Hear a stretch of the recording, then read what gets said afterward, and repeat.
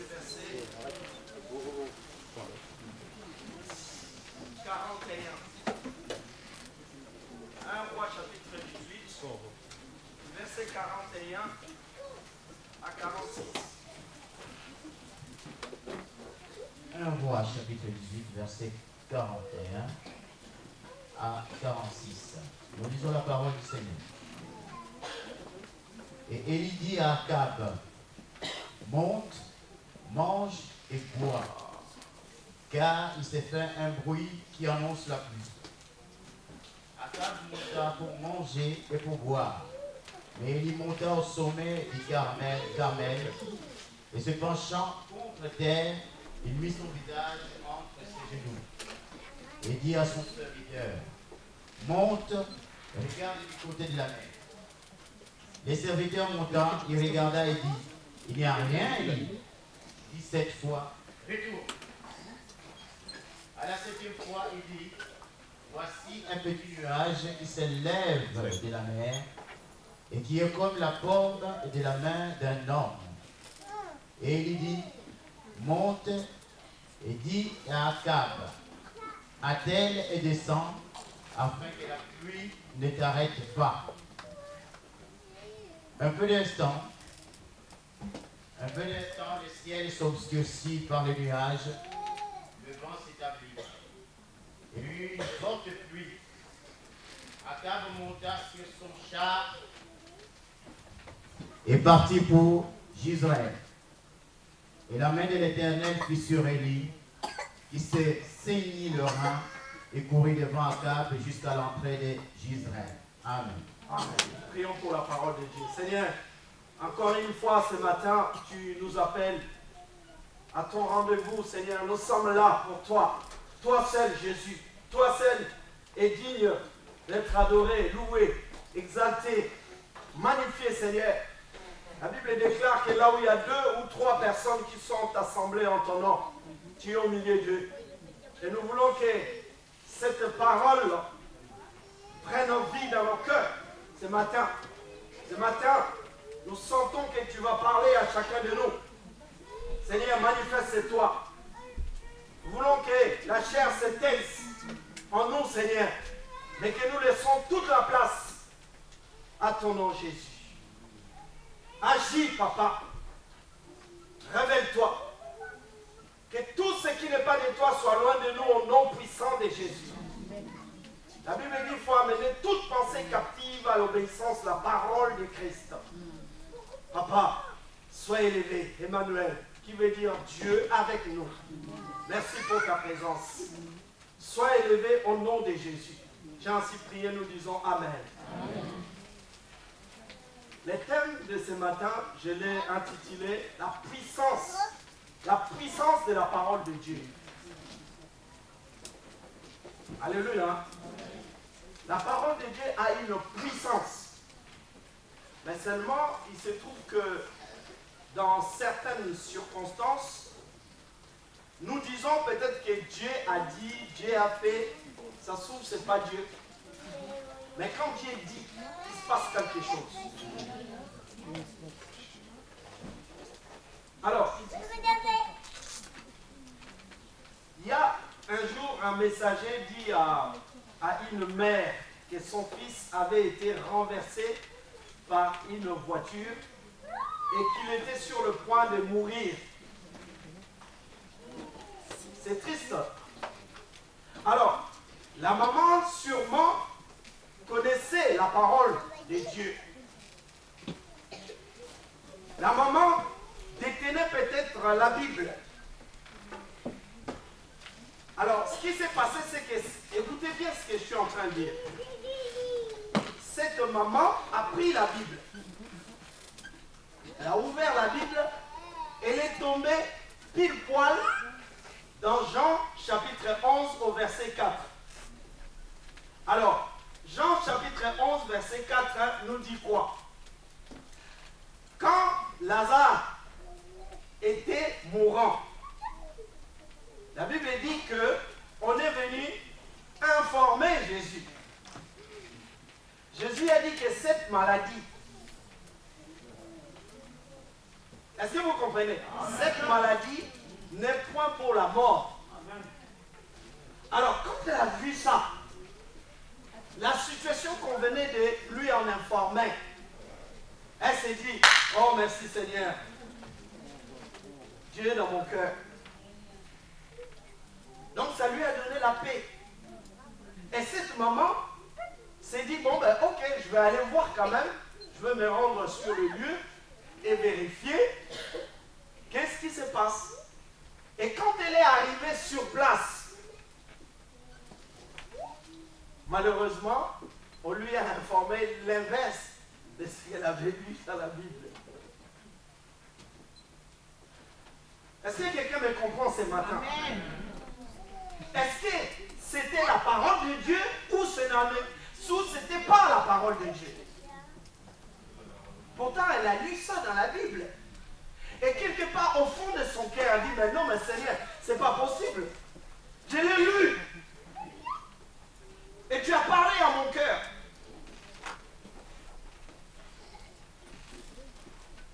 Bien-aimé, ce matin, j'ai envie d'interpeller quelqu'un.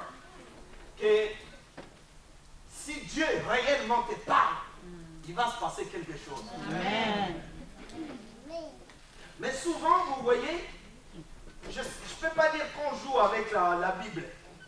Mais nous rentrons un petit peu dans cette vie de formalisme où, oui, bon, Dieu parle-moi, je ferme les yeux, c'est ça. Si c'est la mort, non, pas ça, Seigneur. Est-ce que vous me comprenez là? Mais quand on tombe sur un verset, on s'approprie ce verset-là, on dit que Dieu nous a parlé. Mais ce matin, j'ai besoin de nous enseigner. Et c'est pour cela, tu prends un stylo, un bout de papier, tu vas noter, et ça va te faire du bien. Quand tu vas rentrer chez toi, tu vas comprendre quand est-ce que Dieu te parle, quand est-ce que Dieu t'informe. Quand tu prends la Bible comme un journal, tu commences à lire, Dieu t'informe, c'est une information. Ça ne veut pas dire que Dieu directement te dit que ça, c'est toi. Et c'est ça, le bas blesse. Alors, mes amis, nous voyons dans la vie de cet homme qu'on appelle Élie, les deux personnages clés. Merci. Les deux personnages clés que je vais essayer de faire un petit peu les tableaux par rapport à 1 Roi chapitre 18. Nous avons un roi qui s'appelle le roi Akab. De l'autre côté, nous avons un prophète qui s'appelle le prophète Élie. Alors, la Bible dit que le prophète Élie est allé voir le roi Akab. Il ne faut pas oublier que dans le contexte, Élie vient de faire tuer le prophète de Baal. Le roi Akab est colère. Il dit, il faut que j'attrape ces serviteurs de Dieu là. Mais le roi n'a pas oublié aussi qu'il faisait très longtemps qu'il n'y a pas eu la pluie dans son pays. C'est lui qui est roi. Et quand il est arrivé devant Akab, il dit Akab dit au prophète Élie, il dit, c'est toi qui sèmes les troubles dans mon pays. Vous avez lu comme moi. C'est toi qui sèmes les troubles. J'ai un problème avec toi. Élie a essayé de calmer Akab. Il dit, va, rentre chez toi, va manger. Repose-toi bien, parce que la pluie va tomber. Alors, pourquoi le prophète est allé voir le roi Akab? Bien-aimé, le roi Akab, nous sommes dans un pays de croyants, Israël, la Palestine, cette partie-là. Le roi, il a été oint pour diriger le peuple de Dieu. Mais à cause, écoutez bien, à cause de la désobéissance, du péché, que Akab et sa femme, Jézabel, ont amené dans le pays, Dieu a puni ce pays-là. Il dit, il n'y aura pas de pluie. Mais Akab il craignait le prophète. Et quand Élie est allé voir le roi Akab, c'était pour lui dire, on va les lire au verset. C'est important ce que j'ai dit. Juste le chapitre, on est dans 1 Roi chapitre 17, verset 1er. 1 Roi chapitre 17, verset 1er. Nous lisons la parole du Seigneur. Élie, les Shittites, l'un des habitants des Galates, dit à Akab, l'Éternel est vivant, le Dieu d'Israël dont je suis le serviteur. Il n'y aura des années-ci ni rosée, ni pluie, sinon à ma parole. Amen. Est-ce que quelqu'un comprend quelque chose? Les contextes qu'on vient de lire, que je veux partager avec vous, c'est un contexte où Élie va prier pour que la pluie tombe, que les ciels s'ouvrent. Je suis en train d'interpeller quelqu'un ici. Les ciels peuvent être fermés dans ta vie. Tu peux avoir des blocages à cause de ton péché, à cause de ce que tu fais qui ne plaît pas au Seigneur. Le Seigneur peut bloquer les ciels pour toi, pour moi. Est-ce que quelqu'un me suit? Les blocages ne viennent pas forcément par rapport aux liens familiaux ou tout ce qui est les liens, la malédiction ou quoi que ce soit. Le Seigneur peut permettre parce que tu n'obéis pas à la parole de Dieu. Personne ne dit Amen. Amen. Dieu a dit à Akab, par le biais de son prophète, il dit j'arrête la pluie. La pluie parle de la bénédiction dans la vie de tout un chacun. Israël est investi dans le désert. S'il n'y a pas la pluie, la terre n'est pas arrosée. Ça ne produit rien du tout. C'est la sécheresse. Je parle de la sécheresse spirituelle. Mais je veux seulement te dire que le roi Akab, quand le prophète a été le voir, c'était pour lui dire, c'est par moi que Dieu a fermé le ciel, et c'est par moi aussi que le ciel va s'ouvrir. Est-ce que je parle à un chrétien ici? Est-ce que je parle à des commandants de Jésus? Est-ce que je parle à des soldats de Jésus? On acclame le Seigneur.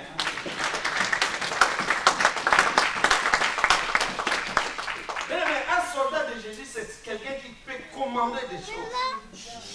Il peut diriger des choses au nom de Yehoshua. Il peut arrêter la maladie. Un soldat de Jésus, investi par l'autorité de Yehoshua, il peut prendre l'autorité sur n'importe quoi. À partir du moment que c'est une menace dans sa vie, il peut prendre l'autorité au nom de Jésus. Et Jésus va être d'accord avec lui. À condition qu'il obéisse à la parole de Dieu. La Bible dit qu'Élie était de la même nature que nous, dans Jacques chapitre 5. Élie avait prié avec persévérance. Et Dieu a entendu la prière d'Élie. Élie était en train de dire au roi, il dit, roi, c'est par moi, par la prière que je vais faire, pas par les prophètes de Baal. Bien aimé, je parle à quelqu'un ici. Tu pries quel Dieu? Ton Dieu a des yeux, mais il ne voit pas. Ton Dieu a des oreilles, des zambi-zambi, mais il n'entend pas. Ton Dieu des Illuminati, ton Dieu de je ne sais pas où, qui t'a donné des ceintures de sécurité, mais à un moment donné, il ne fera rien du tout. Il n'y a que le Dieu que nous prions, le Dieu Tout-Puissant, celui qu'on appelle le Dieu de l'éternité, celui qu'on appelle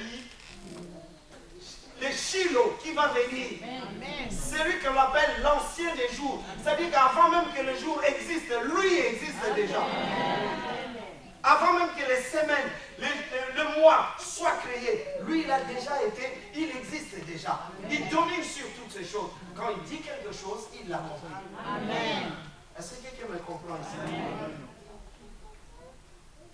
Alors, bien aimé, c'est très important de comprendre que le roi était investi aussi, parce que nous sommes dans la nation Israël. C'est-à-dire que l'onction de roi, il faut qu'on te fasse des sacres. Vous savez que David, quand il était petit, on l'a choisi, on a envoyé le prophète Samuel, et il a été oint. Donc, c'est-à-dire qu'il reçoit l'onction pour gouverner, diriger le peuple. Il y avait 4 onctions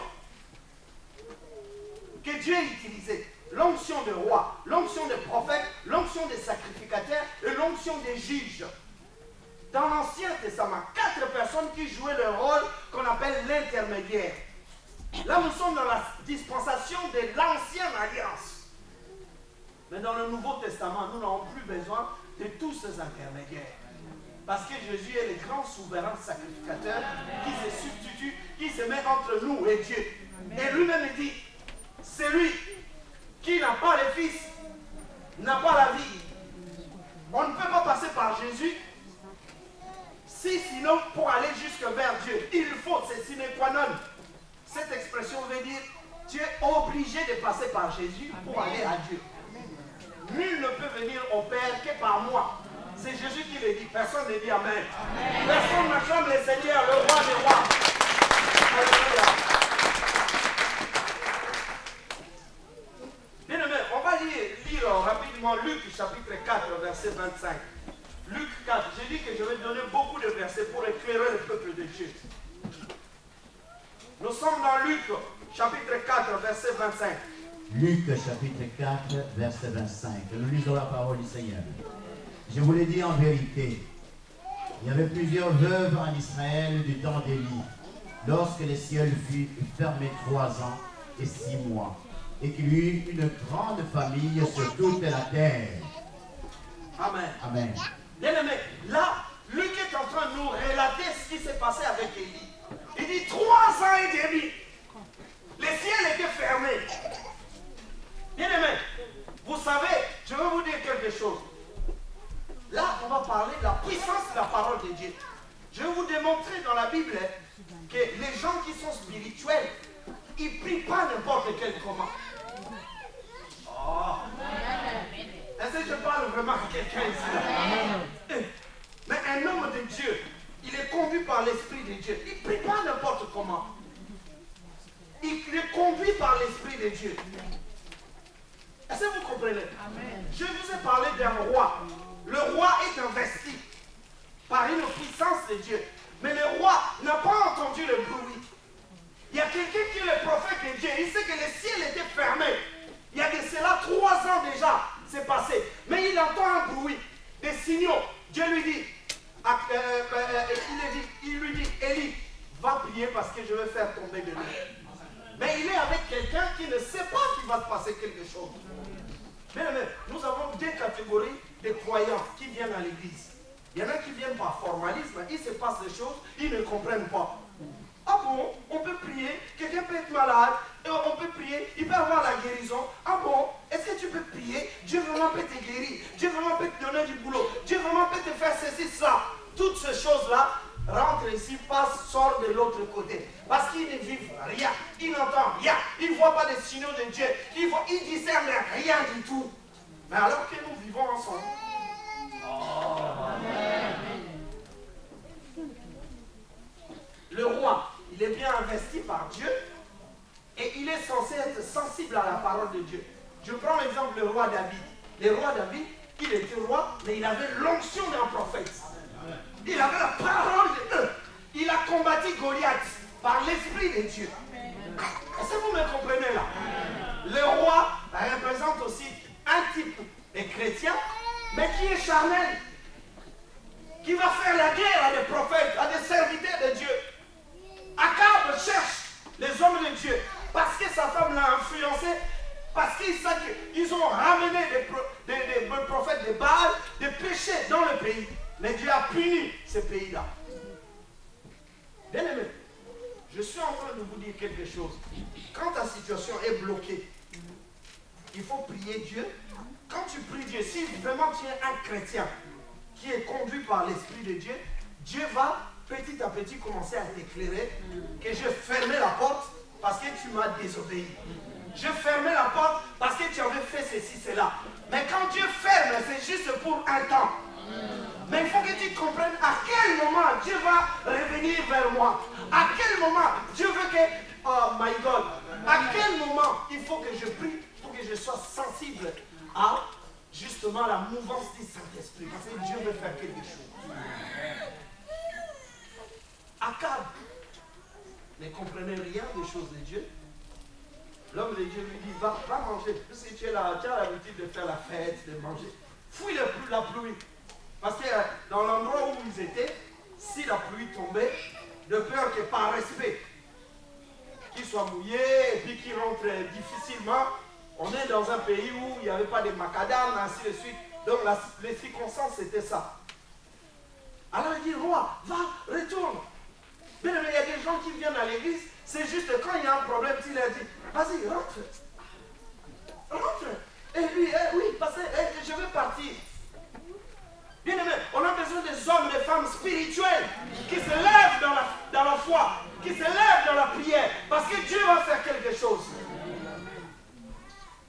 Il y a des gens, dès qu'il y a une veillée à l'église, dès qu'il y a un jeûne prière, ils trouvent toujours des excuses. Mais tu es à cap, tu n'es pas concerné dans les choses de Dieu. Pour que Dieu bénisse d'autres personnes, est-ce que le prophète Élie, quand il priait pas que pour son intérêt, il priait pour que le peuple de Dieu soit béni. Il n'y avait pas la pluie pendant 3 ans et demi. Il dit non, je vais faire revenir la pluie. La pluie parle de la bénédiction. Est-ce que vous me comprenez, mes amis? Amen. Les choses de Dieu, nous pouvons être une bénédiction pour nos frères, pour nos foyers, pour nos pays, pour aussi le monde entier.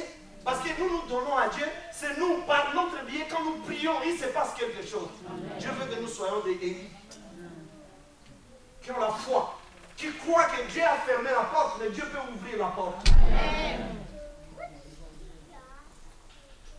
Est-ce qu'il y aurait un Élie ici ce matin? Amen. Dieu te dit continue à prier. Amen. Si tu vois que cette prophétie elle tarde, Dieu te dit dans Habakkuk, attends-la, elle va s'accomplir. Je vais vous apprendre une chose. Pourquoi Élie avait prié? 1 Roi chapitre 18. Nous sommes dans 1 Roi chapitre 18. Verset 1er toujours. 1 Roi chapitre 18, verset 1er. Nous lisons la parole du Seigneur. Bien des jours s'écoulèrent et la parole de l'Éternel fut adressée à Élie dans la 3e année.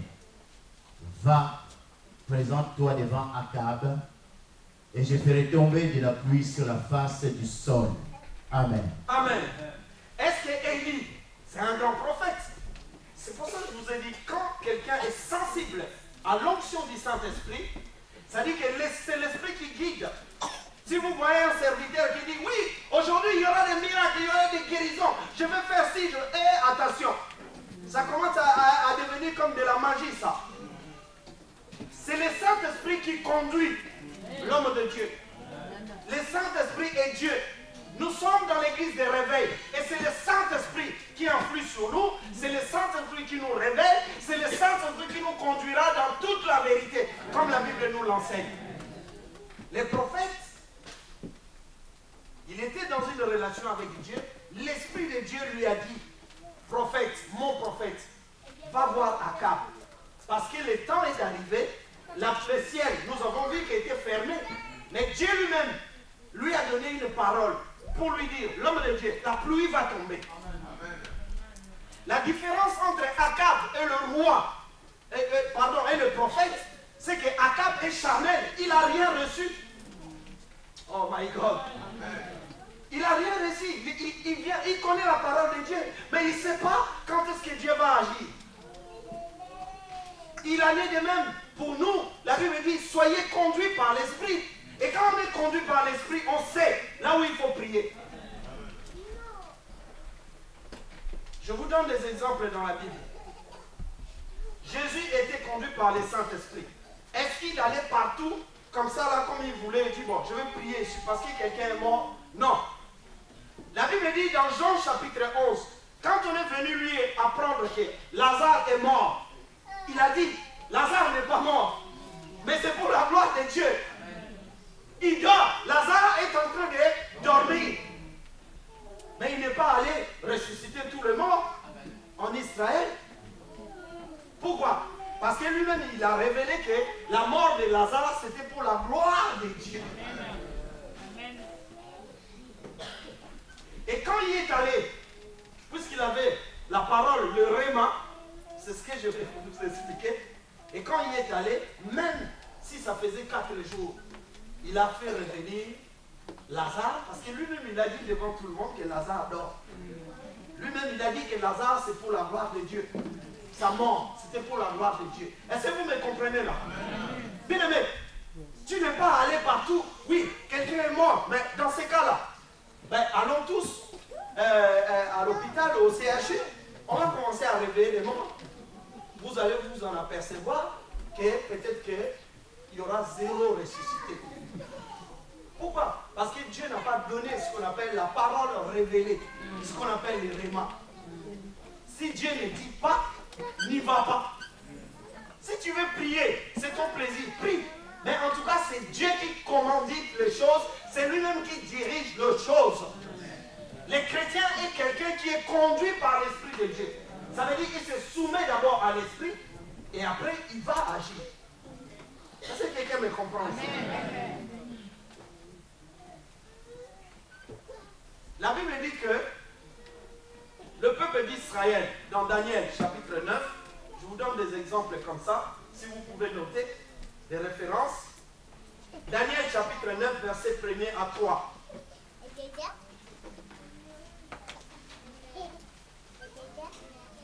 Je vais lire ça rapidement. Pour gagner du temps, parce que j'ai plein de choses à vous raconter. Je veux que le peuple de Dieu soit béni.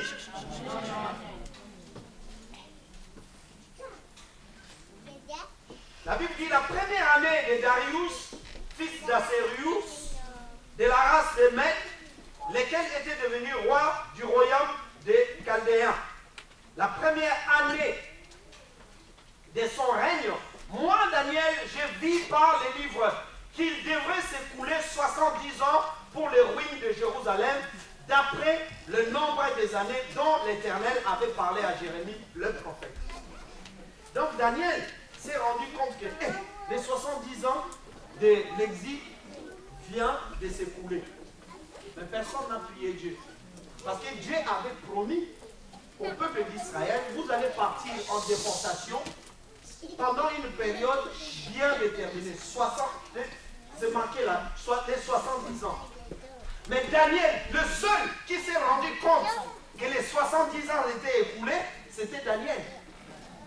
Il y a des chrétiens ici qui ne comprennent rien dans les choses de Dieu. C'est-à-dire que, bien aimé, quand Dieu bloque quelque chose, vous pouvez faire des prières comme vous voulez. Si Dieu veut que telle personne va mourir.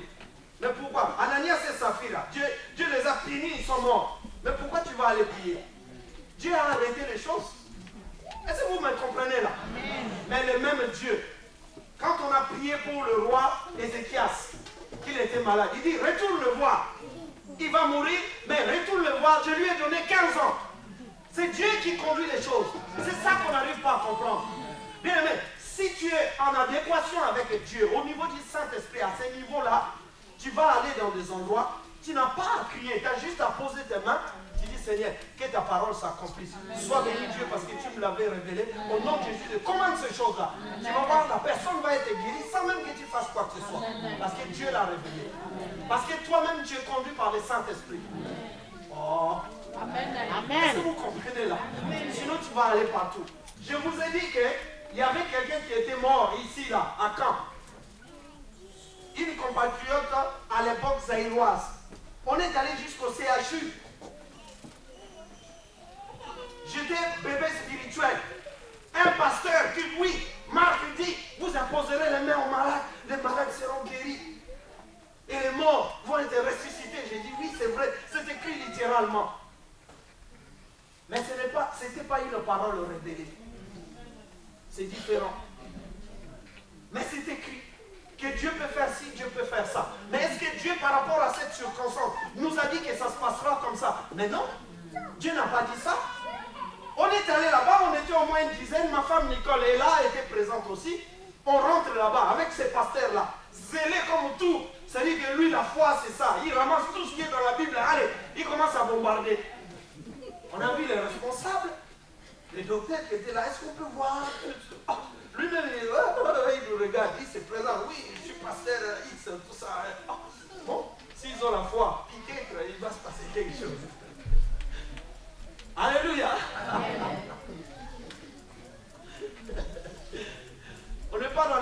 piquettes, on est dans les piquettes. Est-ce que vous me comprenez, mes amis? Nous sommes rentrés, c'est la première fois ici en Europe, je vois un corps de morts, comme ça là. J'ai dit, bon maintenant, qu'est-ce qu'on fait là? Et c'est lui qui les guide.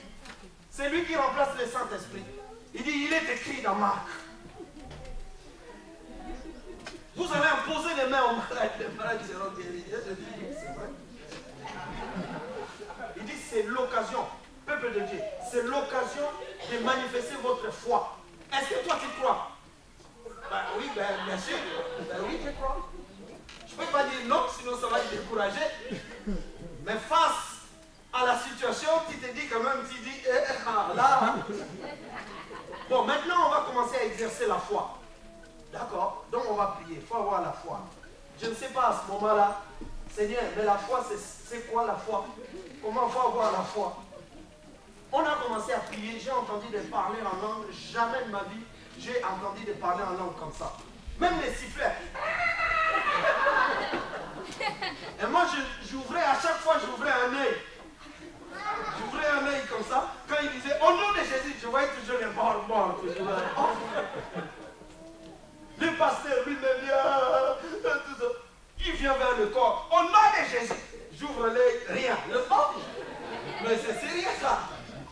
Mais pourquoi, Marc, pourquoi tu nous as dit ça? Mais oui, j'ai dit Marc dans la Bible, mais c'est toi le responsable de toute cette situation. Est-ce que tu as dit la vérité ou alors nous sommes dans la fausseté? Bien aimé, à un moment donné, à force de crier au nom de Jésus, on s'est épuisé. Le pasteur lui-même, ça sortait même pas. J'ai dit oui, c'est ça. Ça sort plus. Alors on était obligé à un moment donné d'abandonner. Et lui-même à un moment donné, alors pire, lui-même à un moment donné, il tombe. Oh, regarde, mais pourquoi il tombe? Alors il y a un frère, pasteur, tu es tombé. Il essaye de le relever. Le pasteur dit non, mais il fallait me laisser, je suis en extase. On aura tout vu. La totale quoi. Alléluia, peuple de Dieu. Mais il s'est réveillé, il s'est rendu compte qu'il y a un échec. Est-ce que c'est Jésus qui a eu l'échec ou c'est nous? Mais en tout cas, ce n'était pas Jésus. Dès lors, je me suis dit, au nom de Jésus, il faut que je sorte de cette interprétation, que je sorte de cette situation, parce que je vais être guéri. Je veux comprendre les choses de Dieu. Vous comprenez? Bien aimé, si tu reçois ainsi dit l'Éternel, c'est pour cela que je défie quiconque ici dans cette salle. Il y a des gens qui viennent, oui, Dieu m'a dit, Dieu m'a montré, il y a un tu es tout. Si Dieu t'a dit, la Bible dit que tout homme soit reconnu pour menteur et Dieu pour vrai. Et la Bible déclare aussi que Dieu, puisqu'il est tellement grand, il ne peut pas jurer par quelqu'un d'autre. Il fait un serment lui-même. Que ce qu'il a dit, il accomplira. Dieu n'a pas de conseiller, il n'a pas plus grand. Mais ce qu'il a dit, ça engage sa personne. Parce qu'il est Dieu. Le fait d'être Dieu veut dire que l'omnipotence lui appartient, l'omniscience lui appartient, l'omniprésence lui appartient. Personne ne peut être comme lui. Et quand il dit quelque chose, il n'a pas besoin de s'appuyer sur qui que ce soit. Simplement, il est Dieu, il est le créateur. Vous vous rendez compte que Dieu va te dire quelque chose et Dieu va mentir. Mais il n'y a plus de crédit. Sinon, moi, j'arrête de payer. Mais le Dieu l'a dit. Je suis derrière ma parole pour l'exécuter. Ce qui est sorti de ta bouche. D'après Isaïe chapitre 55, il dit, il en est dit de ma parole qui est sortie de ma bouche. Elle ne se retourne pas à moi sans avoir accompli ce dont je lui ai dit de faire. Acclamez le Seigneur, le roi. On parle de quoi là? Attention, ne pas mettre tout derrière Dieu. C'est écrit, d'accord, mais tu vas comprendre aujourd'hui. La Bible dit, par manque de connaissance, mon peuple est péri. Il y a des gens qui sont appropriés des vérités.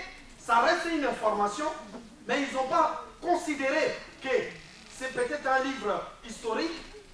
Il faut respecter le contexte et que Dieu a parlé à un destinataire bien précis tu es informé, mais comment faire pour que cette parole devienne tienne, que ça devienne ta parole à toi? C'est deux choses différentes. Je donne l'exemple. Il y a des gens qui prient, ils prennent des mauvaises habitudes. Seigneur, tu as dit comme tu avais dit à Josué, partout où tu fouleras les pleurs des pieds. Seigneur, tu me les donnes. Oh, mais tu es chez moi, mon frère. Tu es chez moi. Tu as foulé tes pieds chez moi. Mais maintenant, donc chez moi, ça devient chez toi alors. Vous voyez, on interprète littéralement les choses, on les déloge dans son contexte démographique, géographique. Il y a un destinataire, Dieu a parlé d'abord à Josué. Le contexte, c'est que Josué va rentrer dans Canaan pour faire ce qu'on appelle, prendre possession de Canaan. Ce n'est pas le même contexte. Et Dieu va lui dire, dit Josué, partout où tu fouleras tes plantes et tes pieds, je te les donne. Mais cette parole reste la parole de Dieu dans une circonstance bien précise. Je dis bien, Dieu peut te donner ça. Alors là, ça devient une révélation. Ça devient le réma. C'est pas pareil. Mais tu ne peux pas venir chez moi ou aller n'importe chez qui et t'approprier cette vérité en disant oui, Dieu nous a dit partout. Mais non, il faut arrêter les prières comme ça. Bien-aimé, regarde. Dans la Bible, Abraham le pauvre, il commence à prier Dieu. Oui, mais Dieu, mon neveu est là-bas. Dieu dit oui. Cacherai-je à Abraham ce que je vais faire? Abraham, c'est mon ami. Il dit, mais oui, Dieu, tu le sais. Mais pourquoi tu vas où là? Je vais à Sodome et Gomorrhe. Ah bon? Pourquoi faire? Il dit, non, mais Sodome va être rasé. Ah bon? Ah non, Dieu, tu ne vas pas faire ça. Moi, j'ai du monde là-bas. Ah bon? Tu as combien? Il commence, oui, il donne les noms. Et puis ça commence à descendre. Dieu dit, non, il n'y a même pas ces justes-là. Il y a combien de justes? 40? Moins. 30, moins. 20, moins. Il n'y a rien. Il n'y a rien du tout. Il n'y a rien de l'autre. Est-ce que vous comprenez? Les chrétiens, on va dire le croyant, là-dedans, c'est pour ça que des fois ça choque les gens. Quand on dit par exemple, toi tu es chrétien, toi tu ne l'es pas, toi tu es enfant de Dieu, toi tu ne l'es pas. Spirituellement, on peut détecter que toi tu es vraiment dans le monde. Mais ça froisse les gens, ça choque les gens. Mais en réalité, on est tous des créatures de Dieu, mais on n'est pas forcément des enfants de Dieu. Au sens spirituel du terme. La Bible dit à tous ceux qui l'ont reçu, qui ont cru en son nom, il leur a donné le pouvoir de devenir enfants de Dieu. On acclame le Seigneur. Je suis créé par Dieu, mais je ne suis pas peut-être forcément enfant de Dieu au sens spirituel du terme. Parce qu'on est tous des pécheurs. Jésus est venu mourir, s'est substitué à notre place, il a payé le prix. Mais ceux qui l'ont reçu comme Seigneur et Sauveur personnel deviennent des enfants de Dieu. Mais ceux-là doivent marcher selon la sainteté, selon la vérité. Ils doivent marcher dans la vie pieuse pour que le nom de Jésus soit glorifié, soit élevé. Et Jésus est derrière ces gens-là quand ils prient. La Bible dit Dieu ne n'ose point le pécheur, mais si quelqu'un l'honore, il y a un problème d'honorer Dieu, il y a un problème de glorifier Dieu, il y a un problème de respecter Dieu. Est-ce que tu respectes Dieu dans ta vie?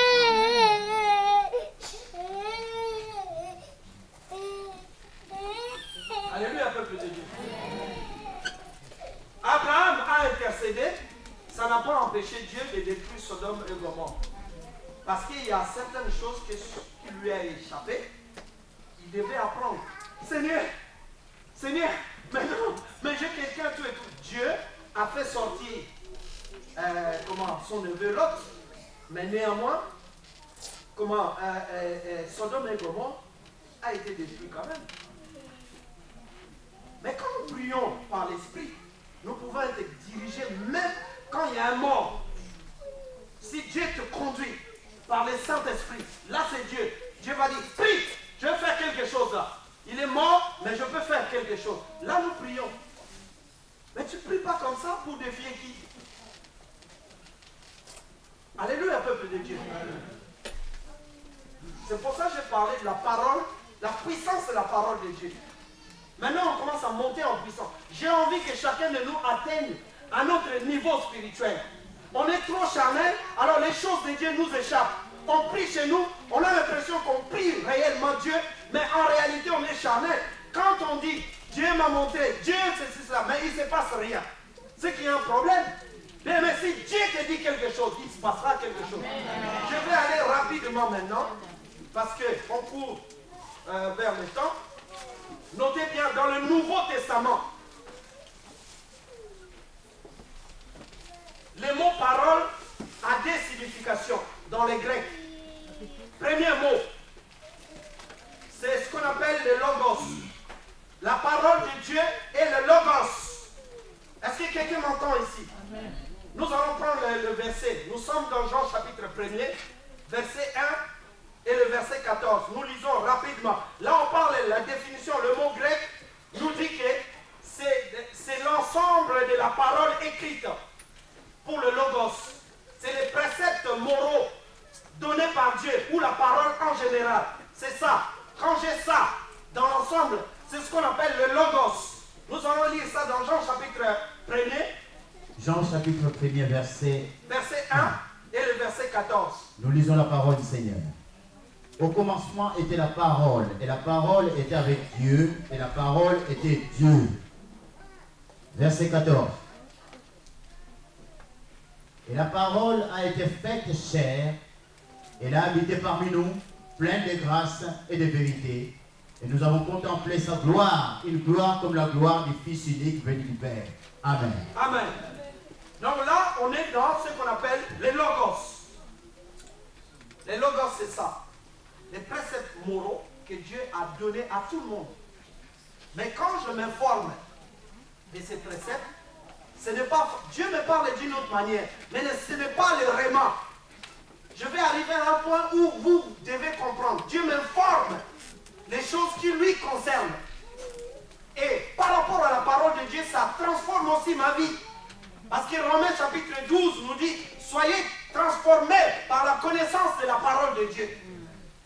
Ne vous conformez pas au siècle présent, mais soyez transformés. Le but de la parole de Dieu, quand je l'écoute, je respecte Dieu. Ça me permet de connaître le caractère de Dieu. Dieu est bon, Dieu est saint, Dieu est juste, ainsi de suite. Ça me permet de respecter Dieu. C'est comme le code de la vie, la route.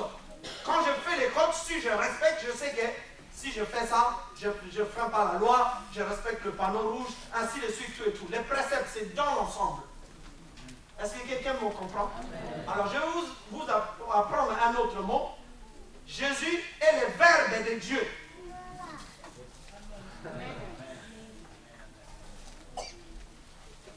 Est-ce que quelqu'un comprend quand je dis Jésus est le Verbe de Dieu? Regarde, en grammaire, on donne par exemple un verbe. Le verbe être ou tout ce que vous voulez. Pour voir toute la transformation de ces verbes-là, les diverses formes, les temps, tout ça, il faut les conjuguer. Au temps présent, futur, tout ce que vous voulez. Donc là, on voit le même verbe qui se déroule sous plusieurs aspects. Est-ce que quelqu'un me suit là? Là, on est dans la on fait les grammaires là. Est-ce que vous comprenez là?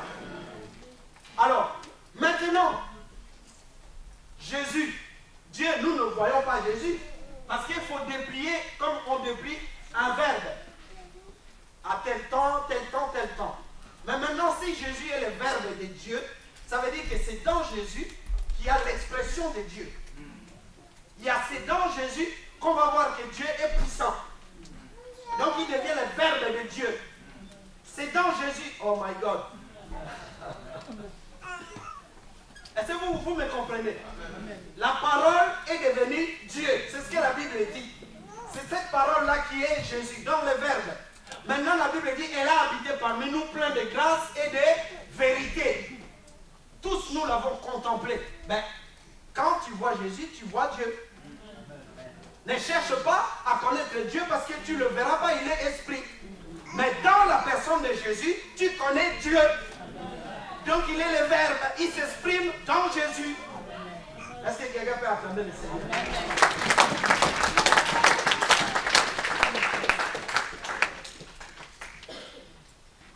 Alors, dans ce sens-là, quand je prends le logos, ça m'informe. Je commence à lire Caïn et Abel. Ah, ça me donne, ah oui, c'est le logos de Dieu. Toute la totalité dans l'Apocalypse, il a dit, son nom est la parole. Donc Jésus est la parole dans l'ensemble. Mais je n'ai pas encore reçu ce qu'on appelle le réma. Alléluia, peuple de Dieu. Amen. Donc quand j'ai le logos, j'ai besoin de logos pour guider ma vie, diriger ma vie, respecter Dieu, connaître son caractère. Moi-même, ça m'aide aussi à la sanctification. Pour être sanctifié, il faut respecter la parole. Il faut la connaître. La parole nous purifie. La parole nous justifie. La parole nous permet de nous approcher de Dieu. Mais à un certain niveau, j'ai besoin du réma. Ça, c'est le deuxième mot. C'est toujours la parole. C'est ce que nous allons lire rapidement parce que j'essaie de gagner du temps. Donc, le deuxième mot dans la parole, c'est le réma. Nous sommes dans Romains chapitre 10, verset 17. La foi vient de ce qu'on entend. Ce qu'on entend, c'est la parole de Dieu. C'est une parole de Jésus. Je veux que quelqu'un soit béni. Regarde, là j'ai la parole.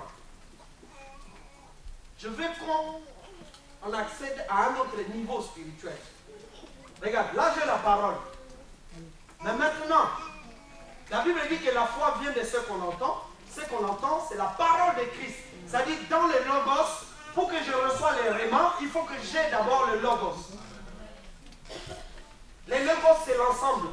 Mais c'est une parole qui va être tirée du logos, qui va mettre, enfin, Dieu va me le donner, parce que c'est sa parole, mais c'est à moi qui me le dit. Ça devient le réma. Une parole inspirée, venue de Dieu, prononcée par la bouche de Dieu lui-même, pour moi, pour ma vie personnelle. Ça devient le réma. Mais c'est dans la Bible aussi. Ou sous forme d'une révélation, si vous voulez. Est-ce que quelqu'un me comprend? Amen. Là où il se passera quelque chose, il se trouve que je peux avoir la Bible. Mais c'est moi-même qui conduis la Bible. Il dit la Bible, toi, pas derrière moi. Allez, allez, vas-y. Je viens ici, je dis, je vais faire les miracles ici. Ça ne marche pas. Bien aimé, tous les panneaux publicitaires, les banderoles qu'on vous met là, par exemple au pays, on dit, ouais, venez. C'est hier qu'un serviteur m'a même appris qu'il y a même des bus chez nous. C'est énorme. Les gens avec des lances boiteux et tout, ils commencent à dire, venez, venez, j'ai jeûné pendant 40 jours. Venez, vous allez être délivrés. Celui qui est malade, on n'a pas besoin d'étaler toutes ces choses-là. D'ailleurs, quelqu'un, quand il gêne déjà, c'est en privé qu'il va le faire. La Bible dit, quand tu pries, ferme ta porte devant ton Dieu, tout et tout, tu commences à prier. Mais est-ce que tu as besoin de dire à tout le monde, oui, non, je jeûne pendant 21 jours. Dis à ton frère et ta soeur, tu vas impressionner qui ici? Hein? Est-ce que tu as changé aussi? Depuis que tu jeûnes 21 jours, 40 jours, ça t'a donné quoi? Que des problèmes? C'est toi le premier à dire, non, je ne parle pas à l'autre. Tu as jeûné 21 jours et tu es incapable de pardonner un frère ou une soeur. Tu as un problème. Acclame le Seigneur ton Dieu. Alléluia.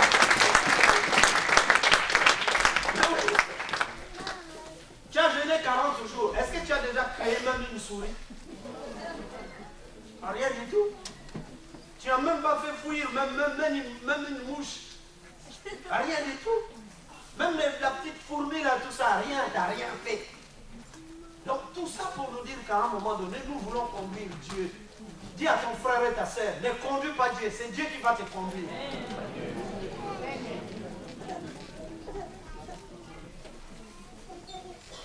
Vous voyez, le réma. Or, quelqu'un qui a le réma, il peut transformer la vie des gens, il peut transformer sa vie, il peut... Oh, mais vous avez vu Élie, la femme qui avait perdu son fils, qui a ouvert juste la Bible comme ça, n'avait pas le réma. C'est juste qu'il joue avec la Bible, elle joue avec la Bible. Oui, ah oui, donc cette mort ne conduit pas, cette maladie ne conduit pas à la mort. Non, le réma c'est vraiment entre toi et Dieu te communique une parole, et Dieu va être derrière cette parole, il dit, j'ai dit, ça va s'accomplir. Amen. C'est cette dimension-là que je veux qu'on arrive. Bien, arrêtez tout mettre sur le dos de Dieu. Oui, Dieu m'a déjà parlé. Dieu, ça fait combien de temps, papa? Ma soeur, ça fait combien? Toujours Dieu, Dieu, Dieu. Ah non, laisse Dieu un peu tranquille. Bon, dans les cas où vraiment Dieu a parlé, normalement, ça doit créer en toi une paix intérieure et puis de la patience comme Job. Parce que personne n'a été patient comme lui. Alléluia. Et puis aussi, même dans Habakkuk, si ça tarde, Dieu va toujours te dire, mais attends là, mais tu auras la paix dans ton cœur. Si Dieu a parlé, Dieu accomplira sa parole.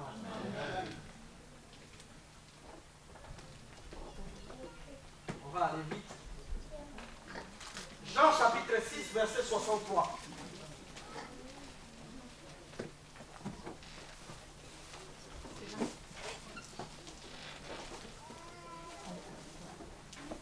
Chapitre 6, verset 63. Nous lisons la parole du Seigneur. C'est l'esprit qui vivifie, la chair ne sert à rien. Les paroles que je vous ai dites sont esprit et vie. Amen. Amen. Donc vous comprenez que, regarde, cette parole-là, c'est la parole de Christ. Quand Christ est mort, il est ressuscité. C'est lui, même par l'Esprit de Dieu, qui vivifie cette parole. Il rend cette parole vie et esprit. Ça veut dire quoi? Ça veut dire que j'ai cette parole, c'est une lettre. Mais maintenant, pour que cette lettre prenne vie, j'ai besoin d'être en communion avec Yehoshua dans la prière. Et quand Dieu me donne un verset qui est déjà dans le Logos, ça veut dire qu'il a donné sa vie et esprit. Ça veut dire que quand je vais exercer ce verset-là, il va agir. Le réma, c'est vie et esprit. Parce que tu ne reçois pas le réma par toi-même. Tu reçois le réma parce que tu es en communion avec Jésus. Dans la prière ou par une révélation, tout ce que vous voulez. Mais en tout cas, Dieu lui-même, il te dit, vas-y, il y a ça, ça, ça, ça. Et quand tu as ça, bien aimé, c'est par là que tu peux marcher par la foi. Sachant que ce que Dieu a dit, il va le faire. Amen. Mais ne commence pas à dire, Dieu m'a dit, Dieu m'a fait, j'ai rêvé. Tu as fait déjà combien de songes? Bien sûr qu'il y a des songes, oui, ça vient de Dieu. Mais je veux dire, dans l'absolu, mes amis, nous sommes dans l'église, bénis aussi l'église. Les rêves, c'est que pour toi, mais viens bénir le peuple de Dieu à l'église. Les dons que tu as, mets ça au profit des autres. Bénis, éclaire d'autres personnes. Est-ce que vous comprenez? Nous voulons qu'il y ait vie et esprit ici. Dis à ton frère et ta soeur, nous voulons qu'il y ait vie et esprit ici.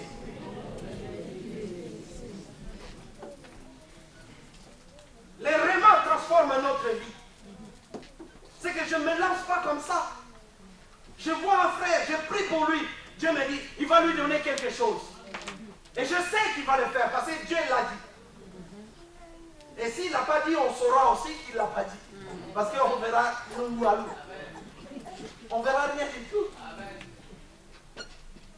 Parce que souvent on met ça sur le dos de Dieu. Oh, il a dit. Mais ça s'ouvre, il n'a pas dit. Amen. Donc on va aller rapidement. Marc chapitre 14, verset 72. Nous sommes dans Marc chapitre 14. Là, je vais vous donner des exemples bibliques du réma. Au point de vue démonstration dans la Bible. Marc chapitre 14, verset 72. Nous lisons la parole du Seigneur. Aussitôt, pour la seconde fois, le coq chanta. Et Pierre se souvint de la parole de Jésus, lui avait dit, avant que le coq chante 2 fois, tu me renieras 3 fois. Et en y réfléchissant, il pleurait. Amen. Amen. Donc, quand vous voyez ici, la Bible dit Pierre se souvint de la parole. C'est les réma. Ce n'est pas les logos. Alors, pourquoi c'est les réma? Parce qu'avant que Pierre nie Jésus, renie Jésus, le Seigneur lui avait dit, donc en face à face, il lui dit, Pierre, tu vas me renier. C'est ça les réma. Une parole révélée, mais pour Pierre. Est-ce que vous me comprenez là? Amen. Donc il y a eu dialogue, il y a eu un contact. Est-ce que vous comprenez là? Il y a eu une relation. Les rémas, c'est ça. Le problème des rémas, c'est dans la prière, moins tu pries, moins tu verras les choses de Dieu, moins tu vas être en communion avec Dieu, moins, par exemple, tu obéis à la parole de Dieu, surtout quand tu pêches. Tu pêches, tu critiques, tu vis dans la vie de la chair. En tout cas, les rémas, ça sera très difficile pour que ça vienne. Parce que Dieu veut communier avec toi, avec moi, mais dans un esprit de paix. Il faut qu'il prépare le terrain. Est-ce que vous comprenez? La Bible déclare que Jésus a parlé à Pierre. Mais Pierre s'est souvenu de la parole. Les rémas. Jésus lui avait dit quoi? Tu vas me délier. Et là, il est en train de vivre la vie pratique. Il dit, Seigneur, c'est vrai, tu es Dieu. Parce que tu l'avais dit. Bien aimé, est-ce que Dieu t'a dit quelque chose? Je parle à quelqu'un dans cette salle. Dieu t'a dit quelque chose? Dieu veut te dire quelque chose par rapport à ta maladie. Dieu veut te dire quelque chose par rapport à ton problème X. Dieu veut te dire quelque chose par rapport au célibat. Dieu veut te dire quelque chose par rapport au mariage. Dieu veut te dire quelque chose par rapport à tous tes problèmes, des liens, des malédictions, tout ce que vous voulez. Mais s'il dit quelque chose, Dieu va l'accomplir. Dieu va transformer ta vie. Quel est le problème qui te ronge? Tu as besoin du réma. Le réma, c'est vie et esprit. Le réma, c'est une vie qui va transformer la vie d'un chrétien. Le réma, le chrétien est censé voir la gloire, la puissance de Dieu, parce que Dieu lui a dit quelque chose. Un autre exemple. Luc chapitre 1er, verset 38. Est-ce que quelqu'un bénit ce matin-là? Amen. On acclame le Seigneur. Luc chapitre 1er, verset 38. Nous lisons la parole du Seigneur. Marie dit, je suis la servante du Seigneur. Qu'il me soit fait selon ta parole. Et l'ange la quitta. Amen. Reste debout. Marie dit, je suis la servante du Seigneur. Qu'il me soit fait selon ta parole. Quelle est cette parole? Nous allons lire dans Luc 1, verset 31, juste à côté là. Parce que je vous donne des preuves. Moi, je suis comme ça. Luc 1, chapitre, verset 31. Nous lisons la parole du Seigneur.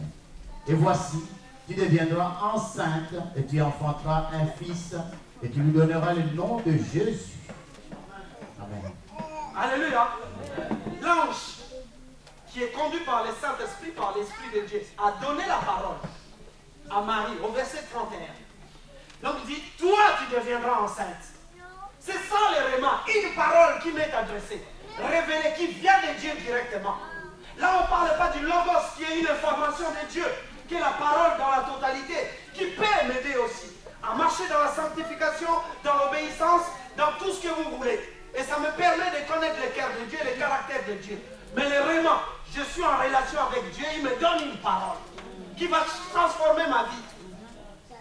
Bien aimé, je veux dire à quelqu'un ici, quelqu'un veut être enceinte comme Marie. Je dis être enceinte spirituellement. Parce que Dieu veut créer quelque chose en toi. Dieu veut enlever la maladie. Pour une femme qui n'enfante plus, Dieu veut commencer à travailler les trompes. Dieu veut commencer à enlever les amnions. C'est ça, hein? Les myomes. Dieu veut commencer à enlever les myomes spirituellement, parce que c'est un chirurgien. Acclame le Seigneur, c'est le médecin de Dieu.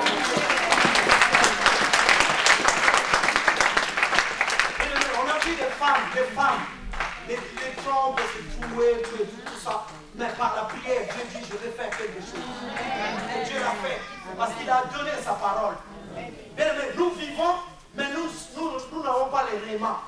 Si tu as le réma, n'importe quel problème, si Dieu te dit, je veux le faire, on va voir l'accomplissement de ce que Dieu a dit.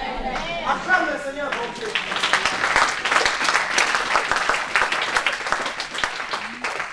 Je vais dire à quelqu'un que Marie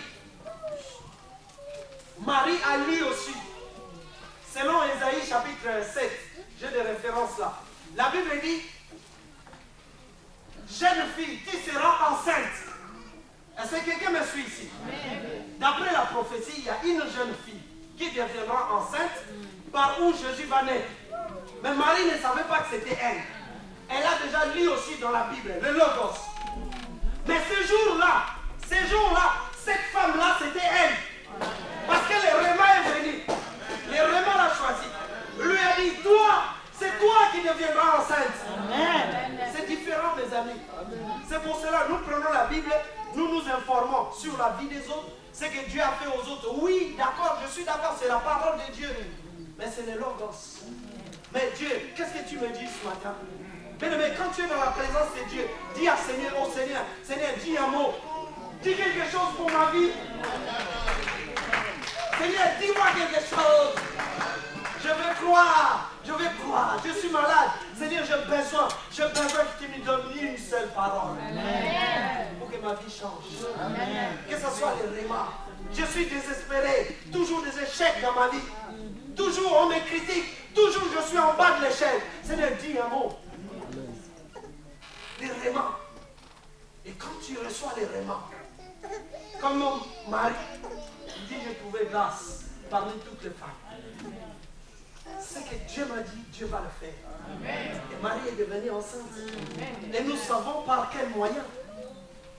Mais tu as besoin de transcender, d'accéder à un autre niveau spirituel. Mais pour cela, il faut beaucoup prier. Pour cela, il faut aimer Dieu. Pour cela, quitte le secret story. Pour cela, fais de l'amour, tout et tout, quitte ces choses-là. Il y a des distractions.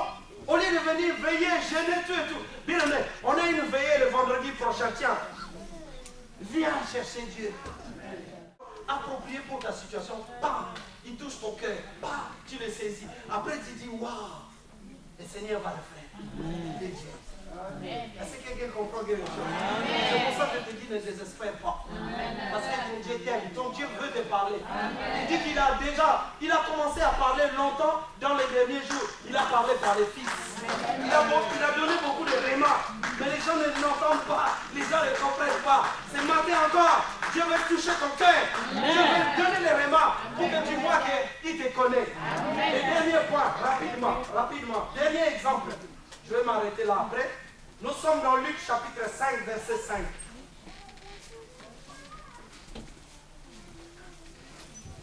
Luc chapitre 5, verset 5. Nous lisons la parole du Seigneur. Simon lui répondit, Maître, nous avons travaillé toute la nuit sans rien prendre.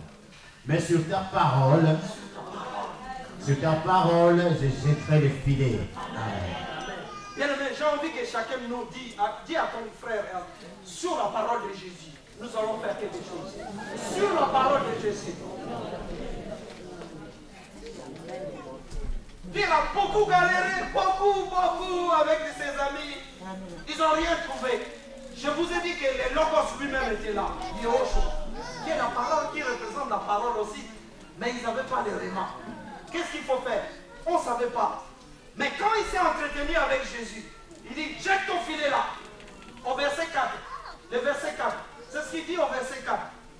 Les remarques, c'est au verset 4. Il dit quoi? Verset 4.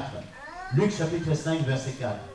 Lorsqu'il eut cessé de parler, il dit à Simon, avance en plein eau. Avance. Et jetez vos filets pour le péché. Les remarques. Est-ce que quelqu'un me comprend là? Bien aimé. Tu ne viens pas à l'église pour chauffer les chaises. Tu ne viens pas à l'église pour accompagner le pasteur Roger. Tu ne viens pas à l'église pour regarder les tresses d'une sœur et puis commencer à critiquer pour la coiffure, tout et tout. Non! Tu viens pour que ta vie change. Amen. Tu viens pour recevoir les remas de Dieu dans ta vie.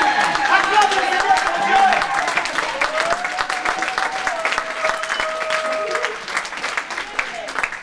Et ta vie va changer. Cherche Dieu dans ce sens-là. Dieu va te donner une parole. Pierre, c'était un professionnel. Il savait que je dois jeter comme ça, tout et tout, mais il n'a rien trouvé. Le maître des temps et des circonstances. Il faut les faire rentrer sur scène. Fais-les rentrer dans ta vie. Tu as peut-être l'habitude de faire les choses, de régler les choses, mais ça ne marche pas. Lui te dit, dis-moi, ouvre-moi la porte. Je vais rentrer. Je vais te dire juste un mot. Et tu vas voir. Bien aimé, quel est ce problème-là qui te ronge? Ça fait des années qu'il n'a pas de solution. Mais je connais un homme qui s'appelle l'homme de Galilée. S'il te dit quelque chose, ça va changer ta vie. Lui t'aime de toute éternité. Il est là pour te bénir. Il te soutient, il soutient ta foi. Il comprend tes galères, il comprend tes difficultés.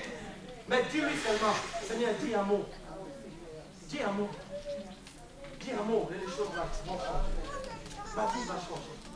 On a besoin de vraiment. On n'a pas besoin de rentrer dans une sorte de formalisme. On a peut-être chez nous des hommes, des femmes, des personnes qui sont malades, qui ont des problèmes, tout et tout. Rentre dans une prière. Face à face avec ton Dieu. Dis-lui, Seigneur, dis-moi un mot. Je veux, quand je vais libérer cette parole, que cette parole qui est vie et esprit donne de la vie à mon frère, ma soeur, à qui que ce soit. Et nous allons nous mettre debout.